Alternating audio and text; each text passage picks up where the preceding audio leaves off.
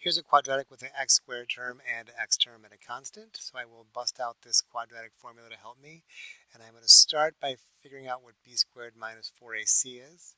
Based off of these terms, a is equal to 1, b is negative 2, and c is 5. So when I figure out that b squared, I'm taking negative 2 and squaring that. That is going to be 4.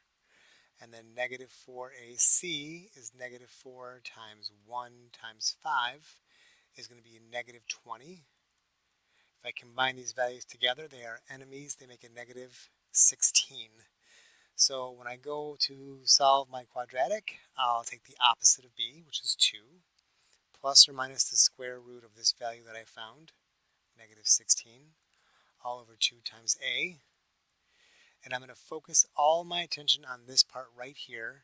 It's a negative number, so I know I have to use I, but I'm thinking about it as if it was a positive number. Square root of 16 I know is 4.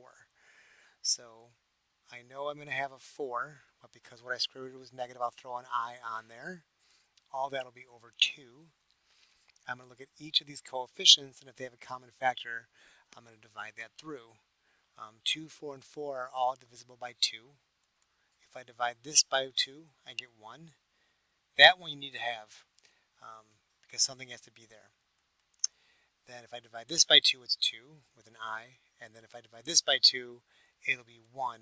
The ones in the denominator, you do not need to keep those because it just means divide by 1. And if you divide by 1, you haven't changed anything.